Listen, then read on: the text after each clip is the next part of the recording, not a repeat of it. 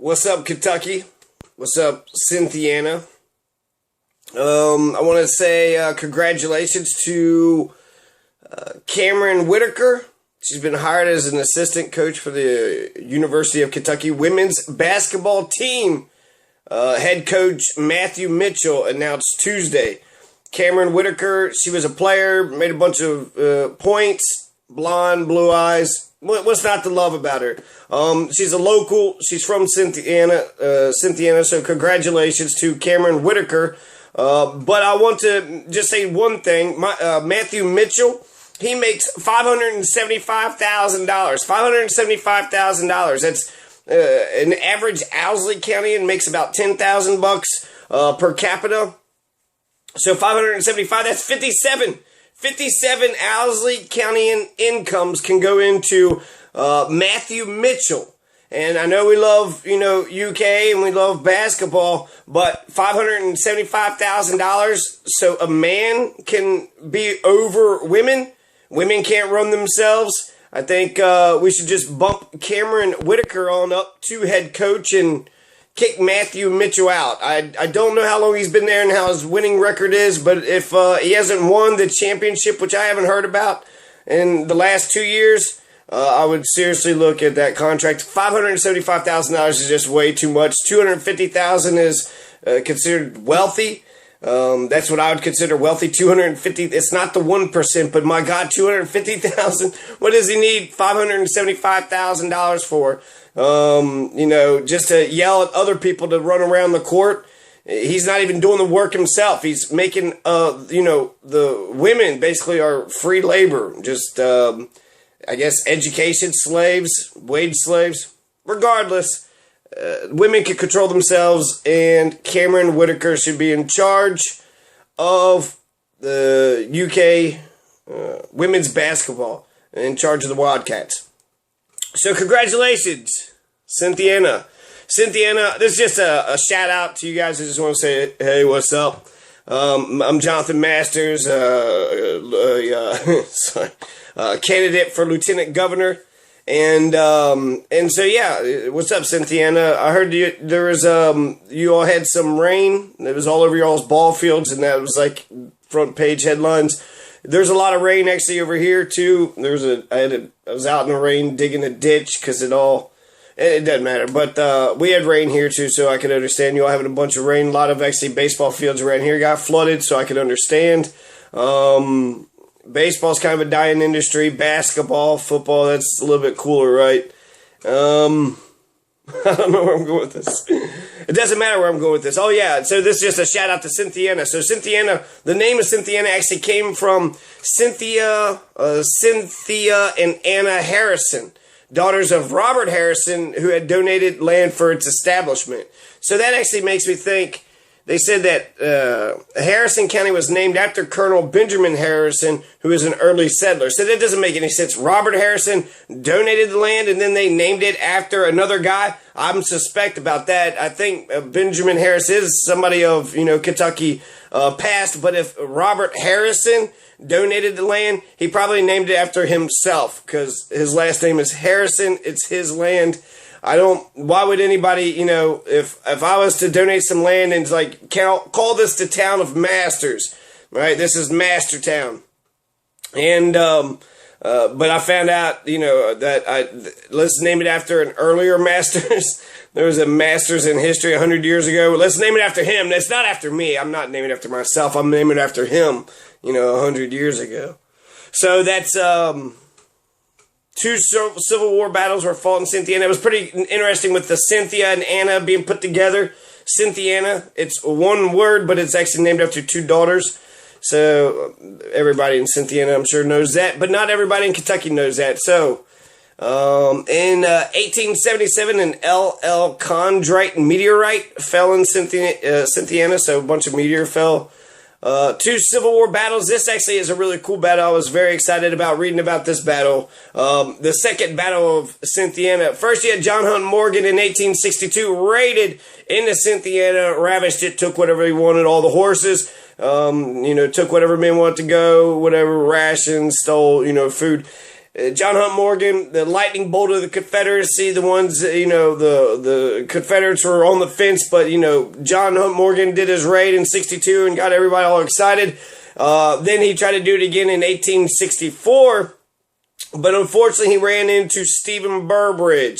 Stephen Burbridge ran Kentucky with an iron fist, martial law, which they all complain about afterwards. But frankly, how else are you going to stop, people like Sue Monday and John Hunt Morgan's without actually, having an iron fist? And it was war, right? War as hell. So Stephen Burbridge, one of my favorite historical figures, Kentucky historical figures, who actually winds up living somewhere in New York in obscurity, just trying to live it out with his family. But he came in like, a bat out of hell, and he kicked ass and took names. And then after the war, after Lincoln was killed, he kind of, let's get the fuck out of here. So he was able to defeat John Hunt Morgan in this battle, June 11th and 12th, the second battle of Cynthiana, and sent John Hunt Morgan packing, went on home. The Confederates couldn't just go around pillaging anybody that they wanted to. They had to be more selective with their targets. So that was a turning point, a type of turning point, not the turning point, but a turning point in the Civil War. That was Cynthiana, Kentucky. He freed the prisoners. Stephen Burbridge freed the prisoners, right? So he was able to free the Union people that John Hunt Morgan had captured. There's 12% poverty rate in Harrison County. Harrison County is about in the northern region of Kentucky. It's not northern tip. I think we focus there's 120 counties, and we haven't explored all the counties. I have never been to Cynthiana, but I'm sure you all probably haven't been to Hudson. So you come visit Hudson, I'll come visit Cynthiana. There's 120 counties. Give me a break.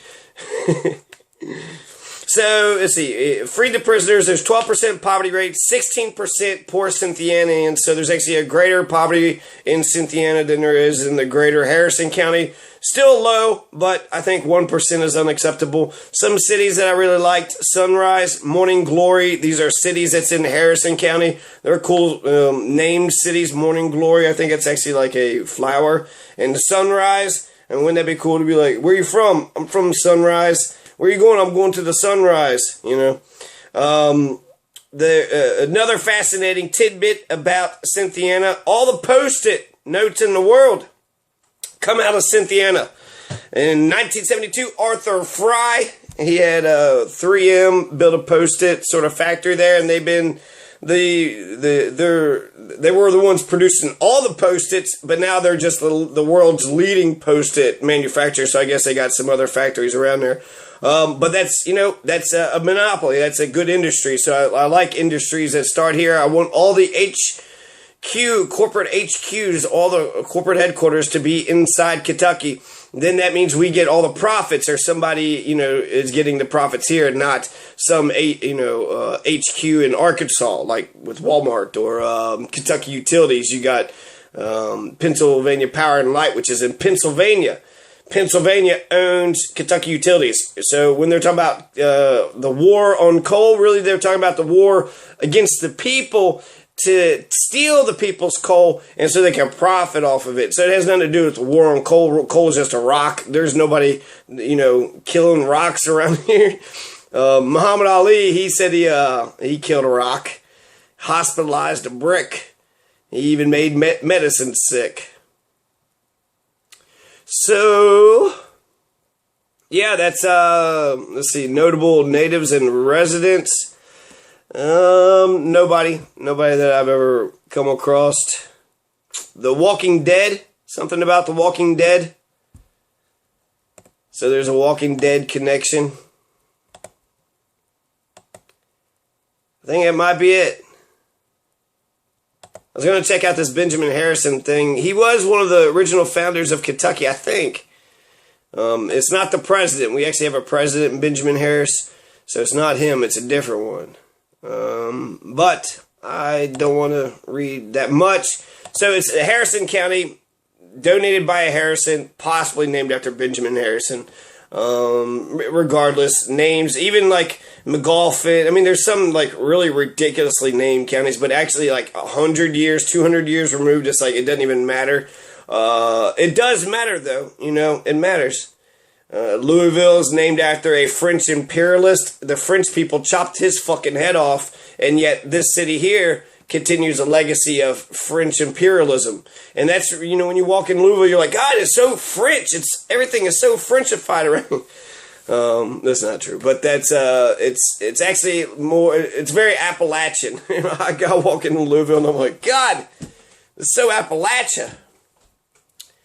Louisville is definitely a part of Kentucky. That's what I'm trying to say. So yeah, that's it. Harrison County, Cynthiana, congratulations to Mrs. Whitaker. And congratulations, Stephen Burbridge, for kicking John Hunt Morgan out. And hopefully you all get that your all's ballparks cleaned up. I know that was a big ordeal for you all. You had a bunch of water on your ballpark, so what are you all going to do? And yeah, make sure you go vote. If you vote, if you're a Republican, I don't understand you at all. There is, we need sometimes we need to be conservative. But sometimes we need to be liberal, and there's no liberal in this race. There has been, I don't know any liberals. Ashley Judd, but she took off. Johnny Depp, George Clooney, any liberal seems like they leave, right? Hunter S. Thompson, right, took off. Muhammad Ali, he ain't here. So that's, it's pathetic, actually, because there's only conservatives. If you vote for Jack Conway, you're voting for the Patriot Act, you're voting for the Iraq War, the Patriot Act, the Iraq War, Bush tax cuts, and the drug war. That just shows that Jack Conway doesn't have moral clarity. He doesn't understand morality, what's, the difference between wrong and right. He did not stand up for what is right for 7 years, prosecuting, the gay people who want to get married. So, he's not a liberal. He's not a liberal, and he's going to sue the EPA, run to the right of, the Republicans and try to out-Republican the Republicans, try to out-conservative them, try to do this triangulation sort of tricking Kentuckians, when I don't know if he has any progressive credentials to speak of.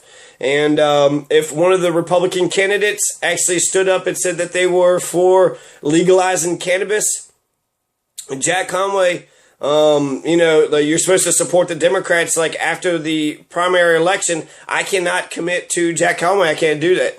I cannot do that. He is not a progressive. He's not progressive enough for me. And, he really has to change. These are major policy issues, right? The Patriot Act.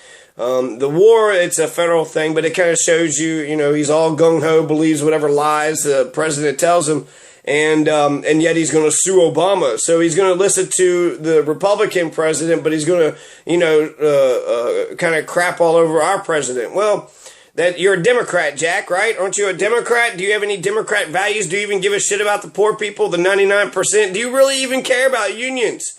Do you even care? With the Patriot Act, I understand you're trying to tap all of our phones and our emails.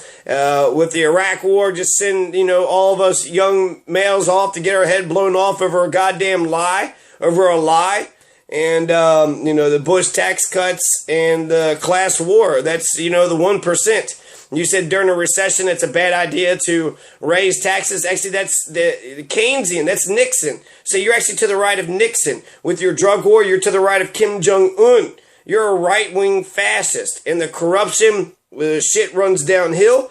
So the corruption and all the courthouse cliques and all these private pocket tyrannies, because he's the lead opinion, the head attorney, when he gives out his opinions, because all the laws are so scattered, nobody knows what the hell's going on, they take his word to be God. So basically he's got 120 little, tentacles, little sycophant followers. Ooh, what did the Attorney General say? And shit runs downhill. So if he's corrupt and he doesn't do right, then that's just going to trickle on down to the lower echelon people. So if there's corruption, which there probably is in your county or municipality, check your jails. Check your, some of your deputies. Usually the sheriff or the judge executive, they're the good ones, but they'll have some shifty people. But maybe they're not, maybe they're not the good ones. Maybe they're taking more money. Maybe they're taking bribes. Maybe they're taking some bids.